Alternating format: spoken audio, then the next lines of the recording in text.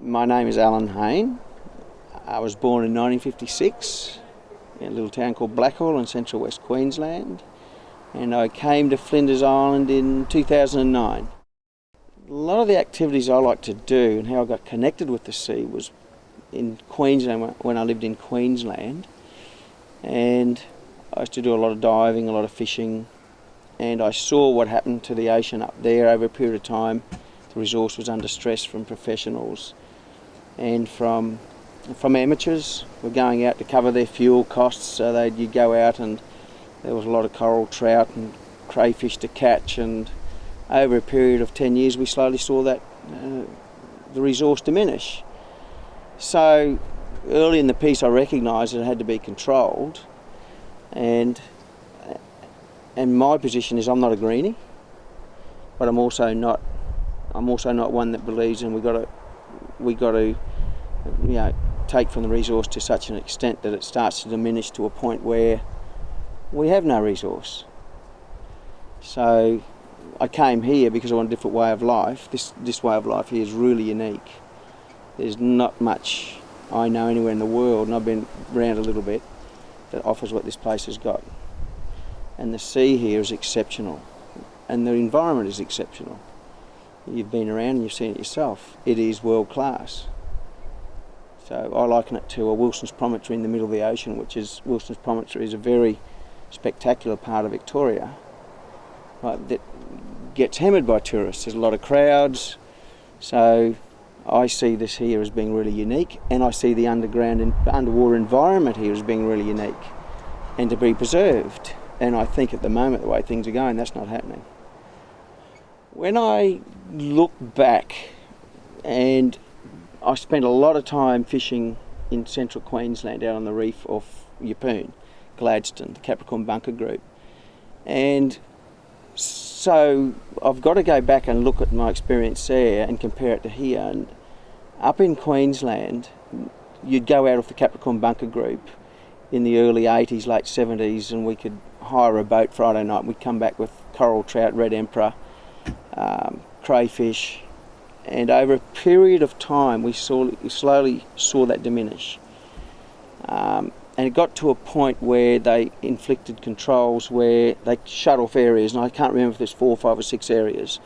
So they'd shut an area down, certain areas down, and they'd move it the next year and that was shut down. Then the next year would be the following area beside it.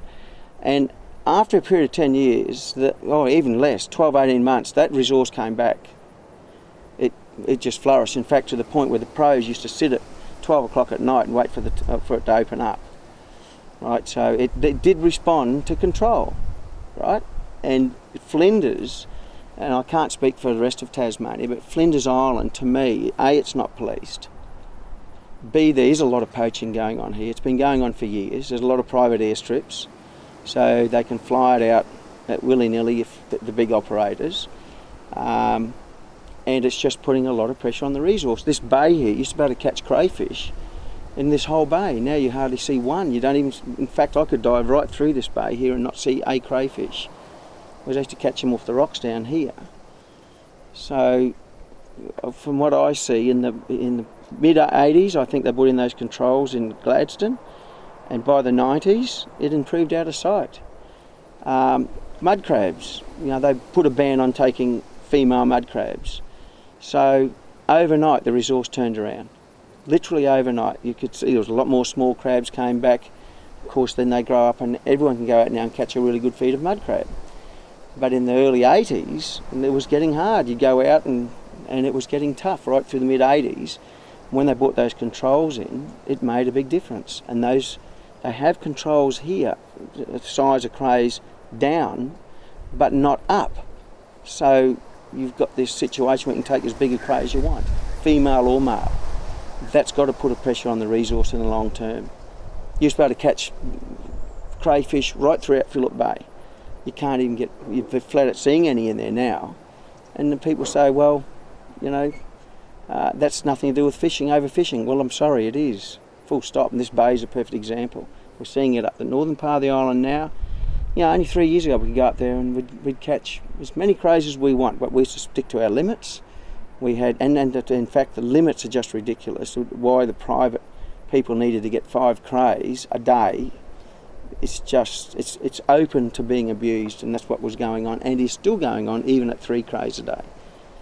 The difference between in 3 or 4 years till now is that there were certain areas at the docks, and the docks was commonly known. The docks is an absolutely stunning area to the north of here, in the northwestern end of Flinders Island. It is as stunning as any coastline in Australia.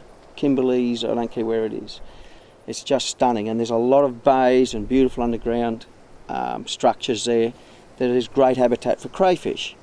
Now, we used to go up there, and we had our particular areas we'd go to, and we'd go in there, and there might be 5 crays, we'd take 2 or 3. We'd always leave a couple of crays. We'd always stick to our limit. And we never came back without crayfish. Well, we can go up there now and dive for a whole day, and the limit now is 3 each. And we're flat at getting our limit. We struggle. And unless we find an area where someone hasn't dived, then we struggle to get even to get to our limit. Whereas 3 or 4 years ago, we could go up there, and within a couple of hours, we'd have our limit. We'd be back. And so I see it up there, and people say, well, it could be seasonal. They're not coming in. I said, well, hold on a minute. Marshall Bay used to be heaps of crays in here too. Is it seasonal? It's no coincidence they're not here. It's because they've been fished out for years. It's been used and abused. And I can see the same thing happening up there. We know there's poaching going on up there at the moment from people who are well known on the island. We know there's been poaching around here. So as long as that keeps going on, it's not policed, it's not going to change. Unless they bring laws in and police it, it's not going to change. If you've got a valuable resource like we've got here, then you've got to look at what can be done and what is being done that has been successful. If you look at New Zealand, I don't know how many years ago, quite a few years ago, decided to limit not only the size of the crays down, but they decided to limit the maximum size you could take. That resource over there has had a massive turnaround. The wise people in Tasmania, the wise government here, decided, well, that wasn't necessary. So if you've got large crayfish, this is just my opinion, if you've got large crayfish, they're obviously older, they're experienced, the breeders, and if you can only take a certain size, the ones that are bigger than that are going to live for a long time. The crayfish live for many, many, many years. So if you limit the size, it makes total sense to me that the females and the males will proliferate, they'll breed, and you'll get constant feed into the ocean of a resource that's going to keep renewing itself. But if you're allowed to take all those breeders and there's no controls, and you limit the size down, and you take anything above it, and the resource isn't being policed, then you're going to get an exploitation of that resource. It's happening now.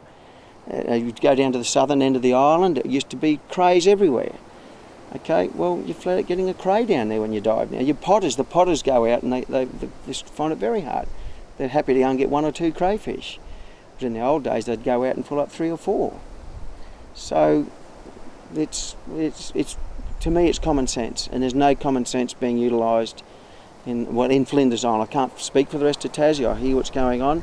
Seems like a lack of common sense over there too, and I think whoever's in control of that needs to have another really good, long, hard look at it. We're seeing an influx of people like myself that's here 4 or 5 months of the year, 6 months of the year. We buy a nice spot on the ocean, and we're aware of poaching. So the more people you get like that dotted around the coastline, if you've got a policing approach behind it, police that'll come out at a phone call, right? You've got vigilant people all around your coastline, haven't you? So if you see people you know are poaching, and you can ring the local police station and they act to come out and address that, then you're going to have, what's the word I'm looking for? You're going to have a team of people that are on your side to stop that activity. It just makes total sense. So that's one thing I see that could be worked to the advantage of the local resource. When when I first flew over the northern part of this island, when I came down here, and a friend of mine owned half the airstrip at Killiecrankie, as soon as I flew over that northern part of the coastline, I didn't have to get out of the aircraft, I knew I was going to live here. It's that stunning. It's just got all the natural features that are very appealing to most people. Beautiful large granite boulders overflowing into the ocean, covered in orange moss, beautiful white sandy beaches. You know, if there's someone on a beach, you go to the next one, there's no one on that beach. So it's just got that wilderness appeal. It's, you know, an island that's 72k long by 30k wide. Same size islands, Bali, it's got 4 million people, we have 650. And we have an extraordinary coastline around most of the island. So you've got these massive granite backdrops onto the island that, not like, look, I was saying, you could be in the Kimberleys, but you're not, you're an hour from Melbourne. You could be in, you know, you could be on the beaches in the Whitsundays, but you're not, you're an hour from Melbourne. And these people don't know about it in Melbourne, which is good because it keeps the crowds away, but it's just extraordinary. And the water's always clear. You'll get a blow like we've got now. The water gets a tiny bit murky, but you can still go diving in it. Never gets too dirty to dive in. And within 6 hours, it's crystal clear again. You can go out and catch fish. There's still good fishing here. You know, you can still go and get the crayfish, although the resource is diminishing. So it's one of those places where you can have a unique lifestyle, where you can get all your protein off the island. You can have freedom. You feel like you're living in a wilderness. You have very friendly people. People drive past. If you don't wave at them on the road, they get upset. They think there's something wrong. You know, so I'll ring you and say, "You all right? You didn't wave to me on the road." So it's great. We drive 30k into town. If we pass 4 cars, it's a busy day. So there's no crowds, there's no traffic lights. You've got a beautiful environment to live in. You've got fresh air. You've got beautiful, clean seawater. In fact, there was a guy that lived in Noosa Heads who had a fairly big IT company in Hong Kong. And 20 years ago, he commissioned a company to find a place in the world that had to have several points to it, like clean water, fresh air, safe if there was ever a nuclear attack, etc., etc., etc. Had to have infrastructure. But this island's got power all over it. And that company came up with Flinders Island out of the whole world. Right? And he owns 1,000 acres down at Emitter. He died on Noosa main beach of a heart attack about 6 or 7 years ago, but his wife still comes down here every year. That's the sort of place it is. It is really unique. The guy next door to me, Boulder, Colorado, came over here to holiday in Tasmania. He was here for a week. Said, let's go and have a look at this Flinders Island for 2 days. He ended up staying 3 or 4. He bought 100 acres next to me. So that's the sort of place it is. It's just unique. How important are the beaches and the coast of the Flinders Islanders? Well, for me, and I know quite a few people, I've brought friends here, the beach is an integral part.